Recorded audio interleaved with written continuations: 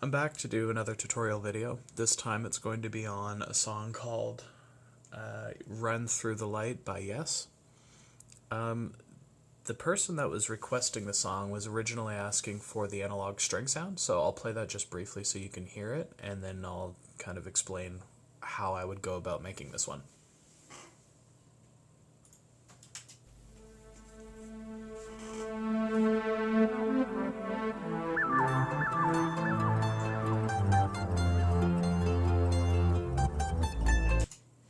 Alright, so that gives us an idea. So what we're listening for is not the lead sound, but the actual analog strings that sound like they're reversed.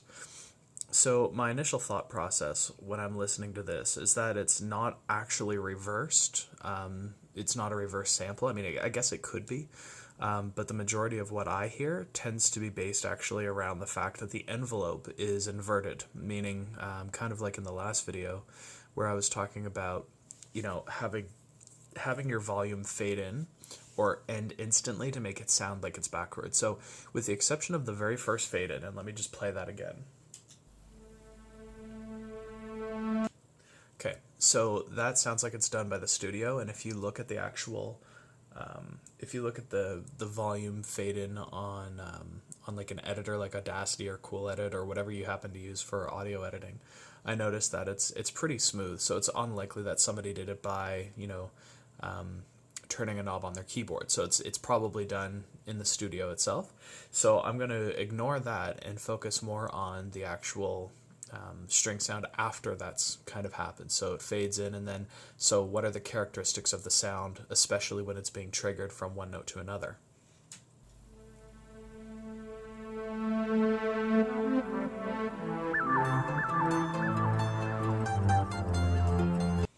Okay, so it sounds to me as though there's a very fast attack. Not incredibly fast. I mean, still you want it to sound like strings, but I noticed that what more makes it sound like it's reversed is the fact that it ends so abruptly. Normally, strings have a very hill-shaped ADSR. So I'm just going to grab some random sound here and show you what I'm talking about. So if I grab maybe a string sound, or even a slow sound, I'll just grab a string sound. If we look at the ADSR, you'll notice that it takes a while to fade in, it hits its peak, and then it kind of sustains. So this is where we're actually like holding the key down. You press it, it fades in, you hold the key down, and then as soon as you release the key, what does it sound like? So you'll notice it kind of does this thing. If I were to just take just this sound purely by example, I'm going to change the release to nothing, and I'll do this on both layers.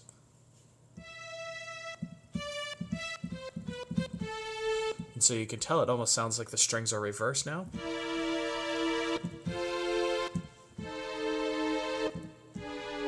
And if you wanted to make it even more dramatic, what you can do is you can make the decay actually take longer. So I'm going to to make it a little bit more flat. So 35 and 95, so 35 and then 95.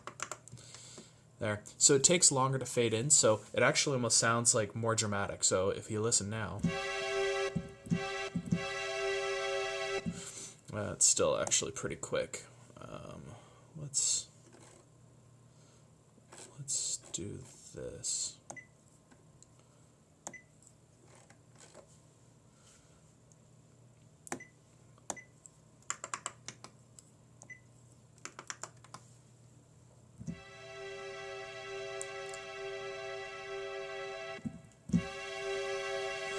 So you can tell it's taken longer to fade in now.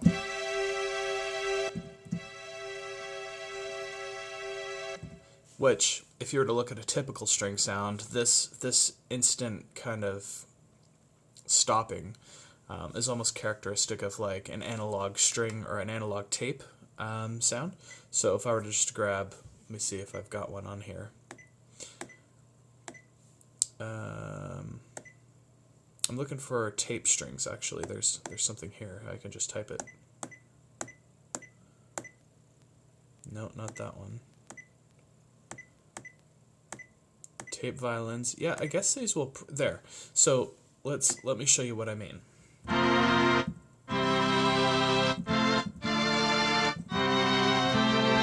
So this process is just the very, very quick kind of ending. Anyway, that's pretty characteristic of certain reverse sounds. So if you were just to imagine, what does this waveform look like? What does this ADSR look like forward? And then what does it look like backwards?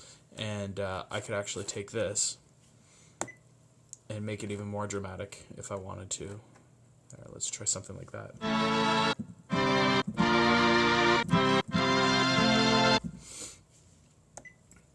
you can drop this down. So anyway, digression aside, that's what I'm hearing, is this kind of reversed envelope.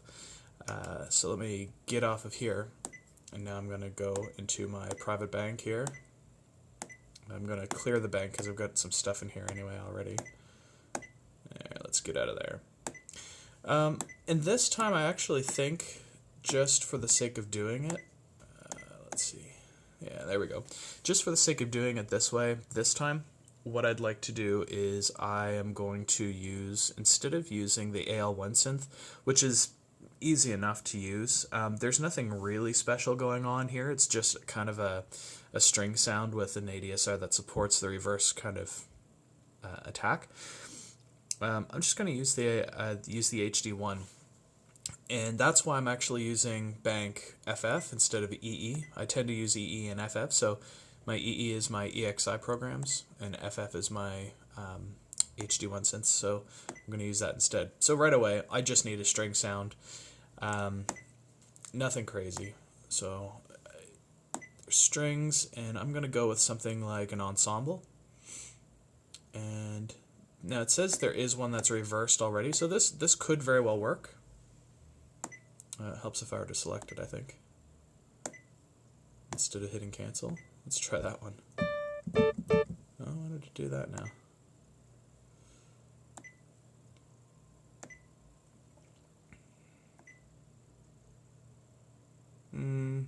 Okay. Does it want me to change it?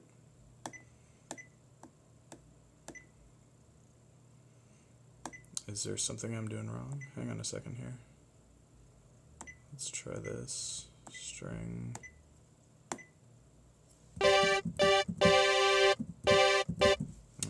So because we're using raw waveforms, this actually has no ADSR assigned, so it's probably actually just a regular string sound, but reversed. So instead of doing that, knowing that that's not going to work now, let me grab something like just a regular, well, not even a regular, because I know it's an analog string sound, right? So what I might do is see if there's something like analog strings and see how close they are. Okay, so I've got a couple of analog string sounds here. Let me play back the one that's on the album, and we'll see how close these two are compared.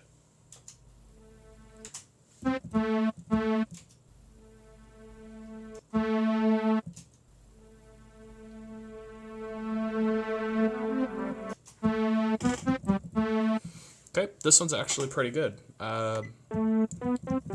This one's kind of dull, so I'm going to go with this one just to start.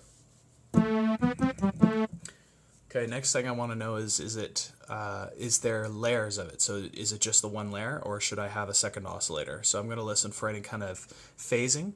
And so the phasing, I'll show you in a minute exactly what I'm listening for, but I want to hear it first, and then we'll kind of decide.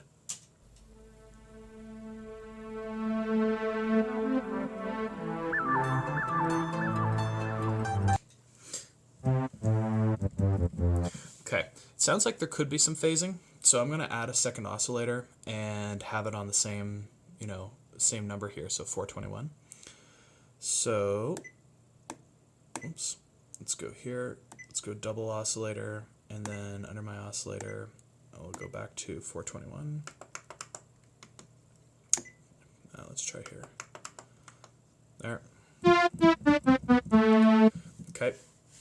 Next thing I want to do, just hearing the album, it sounds like it's stereo panned slightly, Not to the left or to the right, but separated, meaning like it's not both channels aren't dead center. So if you were to listen to just the left ear and just the right ear independently, you would probably hear something slightly different. Very minute, but that's kind of the impression I'm getting.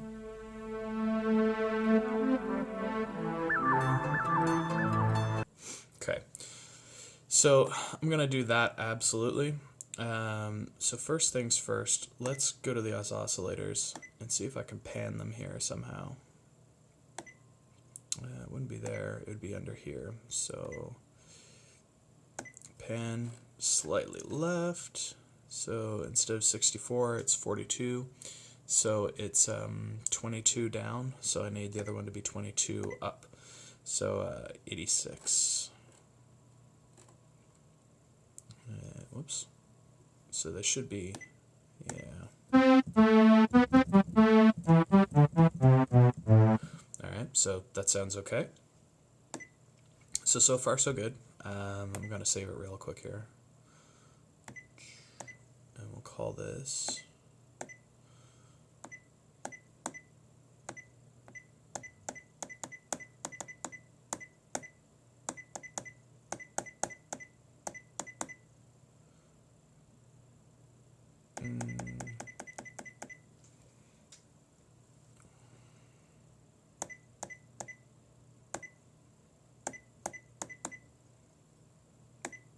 there.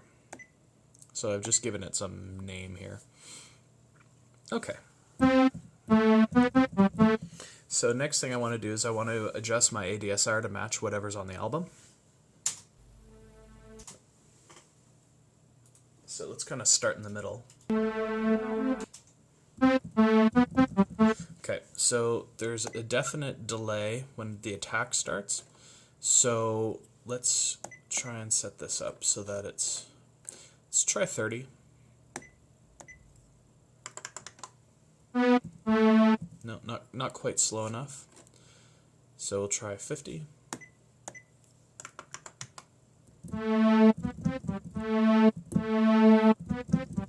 Now that could be too slow. I'm going to tweak it in a minute, but I want to compare against the actual song.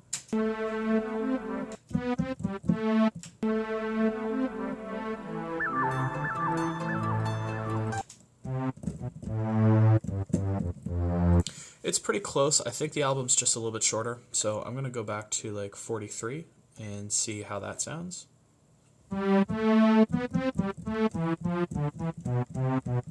Yeah, I think that's pretty good.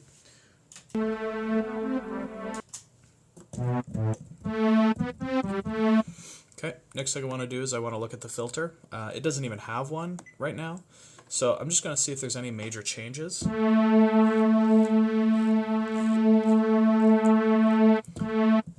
Because we're using samples, this analog string doesn't sound, any brighter than it would on the album. But just in case, I want to have this option. Okay. This is 78. We'll try the same thing here. Now this one sounds, I want to say a little bit more canny. Like it's like if you were to take the sound and put your speaker inside of a tin can, that's kind of, or even a wooden box or something. It has that characteristic. So I want to hear if the album's like that. No, the album's a little bit more open. I am still going to have the filter on it.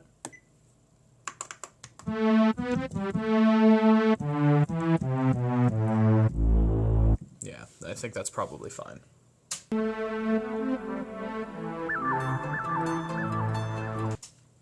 Okay.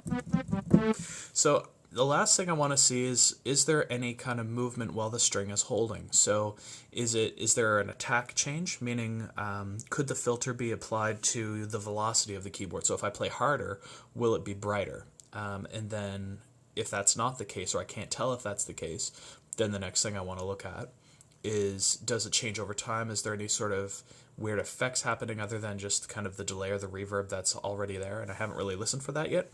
So I'm going to take a look. I'm just going to save real quick. There we go. And let's take a listen.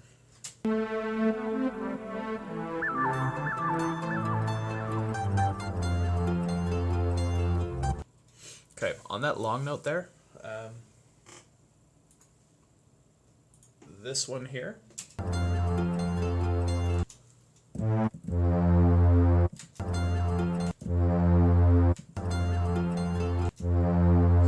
Okay. I don't hear any change, so it sounds pretty static. One thing I will do is I'm going to change the pitch on these two oscillators just slightly. So here,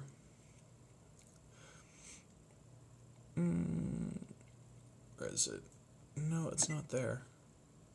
There it is, under tune. So we've got our octave, and this is just like how high is it. We've got our transpose, and then we've got our fine tuning. And so here, I'm just gonna see, so this is what I was talking about with phasing. What happens is you can actually, it's like kind of like tuning a guitar. When you have two strings that are just slightly out of tune, you'll hear kind of a pulsing. So if you listen, actually this sounds more like a circle when I think about it this way. So if you were to think of there as being a circle, and this phase is kind of going around the circle, you might hear it like this.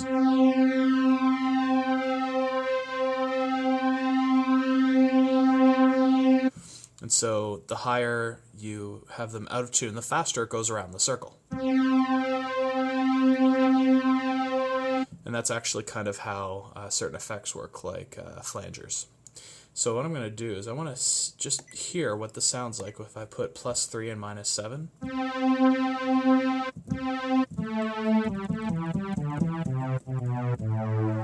And this is one of those things that you can kind of experiment and see, does it get closer when I make this change? So let's take a listen.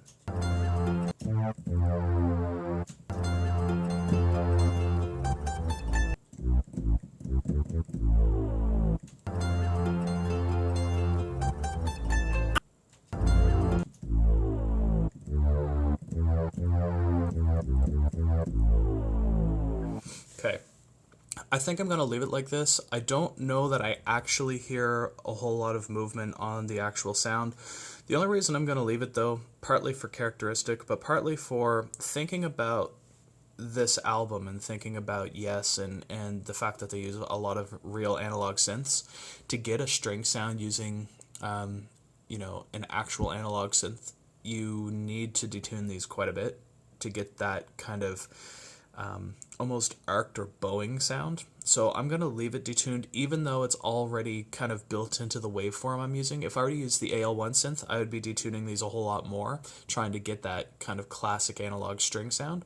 But in this case, because it's already built into the waveform that we're using, I'm not going to bother. So I think it sounds fine.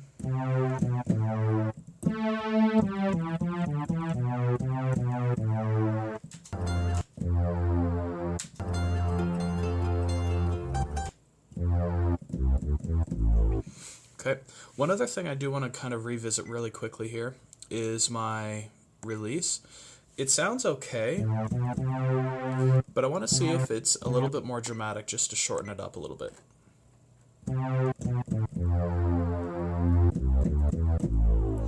And the only reason I wanted to do that is to really emphasize that reverse sound, kind of, you know, you're going backwards. If you listen to the actual sound again, there's a lot of effects, but if you can kind of imagine what it would sound like dry, like imagine you had a dial and you're listening to it on the album and you were to take this dial, this analog dial, and turn the effects off or take it so it's totally dry, what might the original sound underneath sound like? And that's kind of what I'm imagining it would be like. Actually, it's easier to tell when you have lots of note endings, so let me reverse or back up a little bit.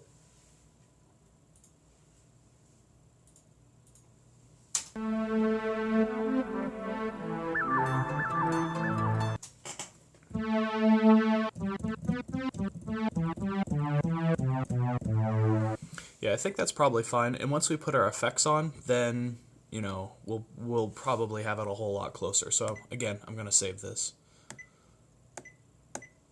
I think the changes that I've made so far are contributing towards the sound as opposed to taking away from it. One thing that I might consider doing, just to see what happens, is this Unison. I like doing that.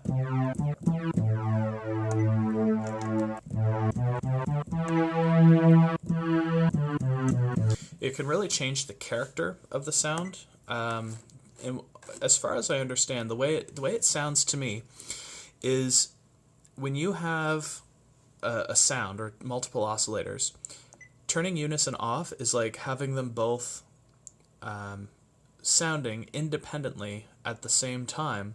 Where unison, it's almost like they're going through the same speaker together. So they interact with one another in terms of waveform, which can really change the characteristic of the sound. It can bring out harmonics and that kind of thing.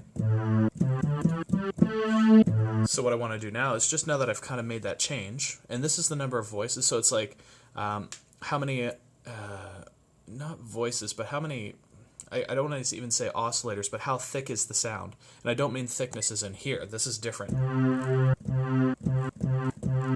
I don't actually hear any difference there. I think that's more talking about the detuning. But like the stereo spread is, you know, how wide is the sound, and then the number of voices. If we were to thicken this really up, I mean, this is going to use a lot of polyphony. But you can hear that kind of hollow tube sound. It's because you're getting artifacting with waveforms that are, because they're all the exact same, they're actually canceling each other out. So you're getting this harmonic dip. You can hear it starting to get thicker as more and more layers are canceling each other out. So I think I'm going to stick it with 3. Now this minor change, I've put it in unison, so here's without. And keep in mind that these things don't matter anymore if this is not turned on. It's kind of like, you know, these are irrelevant. You can change these all you want. As soon as you hit unison, then it matters. So I'm going to turn this up a little bit here too.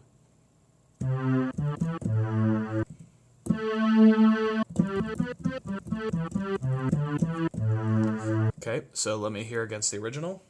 And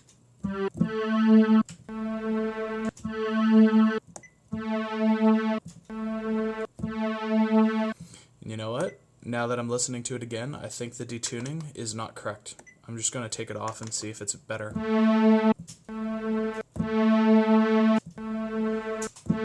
Yep, especially for this note.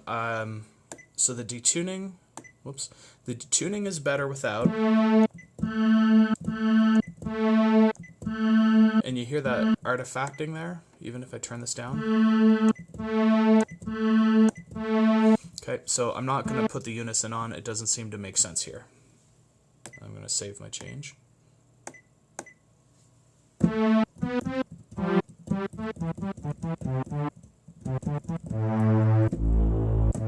Okay, let's try it one more time compared to the original.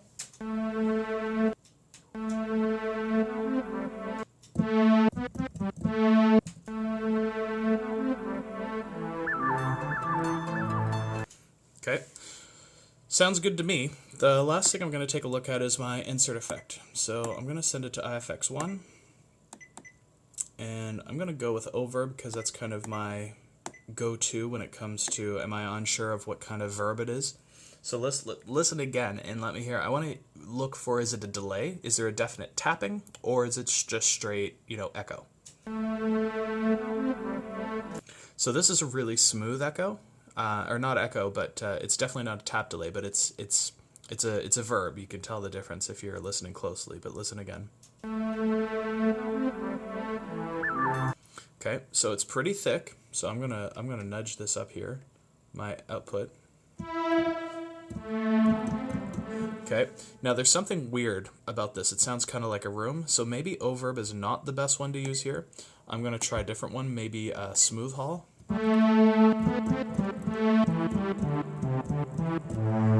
See, that sounds way better. And the difference is when you listen to the overb, you can hear a definite, almost like a really fast tapping, like it's bouncing back and forth. With the smooth hall, it's a lot more spread out. It's a little bit more, well, it's smooth. I mean, it's...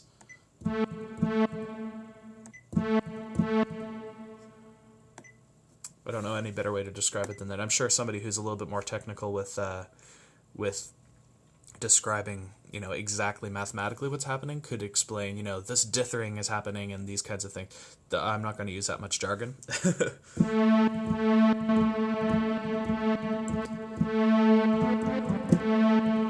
Okay, that's awfully thick. Let me try a little less. Okay, I'm going to turn this up a little bit. Turn this down a little bit. And now let's compare against the original. Okay, so it's still too thick. Let me actually increase this a little bit more and see if that's a little bit more ringy.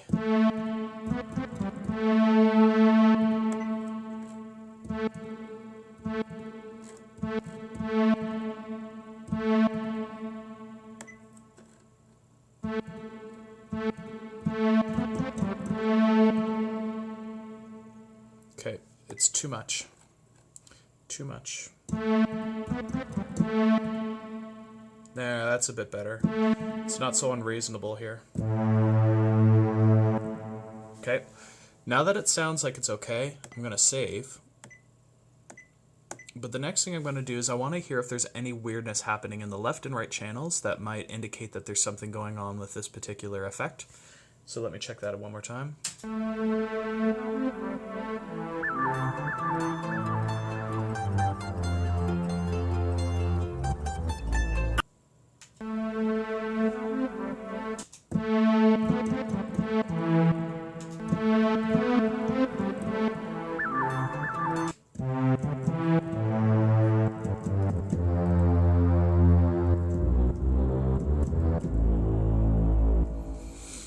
And you know what?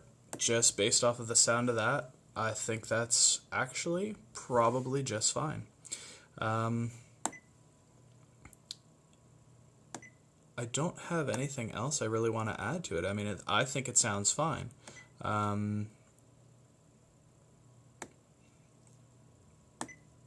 There is a way that you can assign a pitcher, I think, to like these oscillators, so that you could have like a pitcher here and a pitcher here.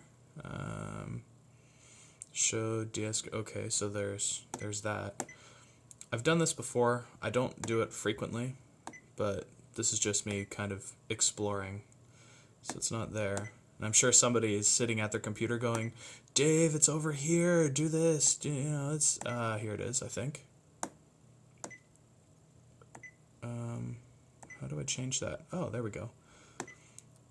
Yeah, I imagine somebody yelling at their computer saying, "No, it's right here, dummy. Just go here and do this and do that." So these are strings. So let me find a string one. Where is it? Single wave, string. Sure. And this one. Well, I guess we'll go string section again. Good enough. There we go.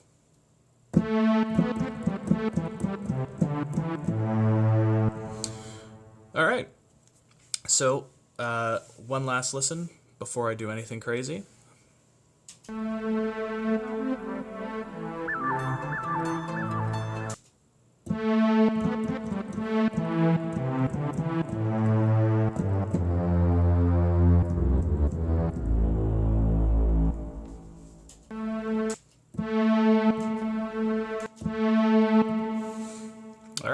I think that's probably good. At this point, if anybody wanted to, they could modify the effects however they want, but to me, it sounds perfectly fine, and I think that's entirely usable. So, if you find you have any questions, please feel free to reach out, let me know, and I'll be posting this shortly with the string sound so you can see the final result, and if you wanted to change things on your own to see how it impacts the sound, by all means, go for it. Thanks.